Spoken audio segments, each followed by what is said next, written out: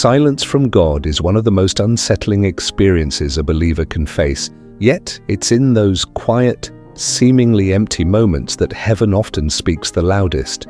You pray, you fast, you cry out, and still, nothing. No dream, no sign, no sudden breakthrough. It feels like the heavens are closed, like your words bounce back unanswered. But what if that silence isn't rejection, it's revelation? What if God's silence is his secret language, preparing you for something greater than you can see? There are times when God's quiet is not absence, but divine strategy. The first time God uses silence as his answer is when he's testing your faith, not to destroy it, but to prove it real. Remember Abraham in Genesis 22? God promised him a son, then commanded him to offer that very promise as a sacrifice. There was no voice from heaven until Abraham raised the knife. Only then did God speak. The silence was never abandonment, it was the stage for obedience. When you can't hear God, he's often watching what you'll do next. Will you still trust him when the signs are gone, when the miracles pause, when your prayers seem to hit a wall? That's when faith becomes more than a word. It becomes your weapon. The second time God uses silence is when he's protecting you from something you can't yet handle. Sometimes the reason he doesn't answer is because the truth would break you too soon. In Exodus, Moses begged to see God's glory, but God hid him in the cleft of a rock. God's silence was his mercy. There are prayers you think you're ready for, relationships, promotions, answers.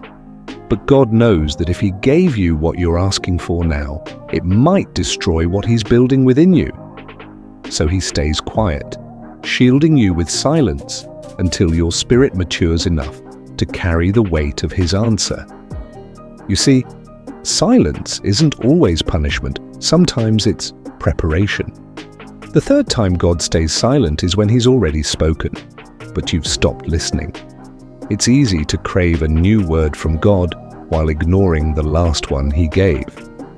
Many believers chase signs, prophetic words, confirmations, but overlook simple obedience. Saul did this in 1 Samuel 28. When God stopped speaking through dreams and prophets, Saul panicked and turned to a medium, proving he valued noise over truth. Sometimes God stops talking because he's waiting for you to act on what he already said. He doesn't owe repetition when his last instruction remains undone. You're asking for step 3 when you never obeyed step 1. His silence then is not cruelty, it's clarity. He's saying, you already know what to do. The fourth time God uses silence is during warfare. When Jesus stood before Pilate, accused, mocked, and beaten, he said nothing. His silence was not weakness, it was authority under control. Isaiah 53:7 says, "He was oppressed and afflicted, yet he opened not his mouth." God's quietness in battle doesn't mean he's losing. It means the victory has already been decreed. The enemy thrives on reaction. When you respond out of fear or frustration, you give him ground. But when you learn to be still and know that he is God, Psalm 46:10, your silence becomes a weapon that confuses hell itself. Sometimes God's silence is a mirror. He's showing you how to stand firm in peace while chaos roars around you. He's training your spirit to fight with faith instead of words. The fifth time God stays silent is when he's drawing you into deeper intimacy, where you no longer depend on feelings but on relationship. Job cried out for answers and heard nothing, yet when God finally spoke, it wasn't to explain, it was to reveal his presence. God doesn't owe you explanations, he offers revelation. His silence creates a hunger that no sermon, no song, no man can fill. He withholds the noise so you can rediscover his heartbeat. It's in the stillness that you realize he was there all along, quiet, constant, and sovereign. Romans 8:28 doesn't promise you'll understand all things. only that all things work together for good. Sometimes all things includes silence. And though you may feel forgotten, Isaiah 49:15 declares, "He will not forget you."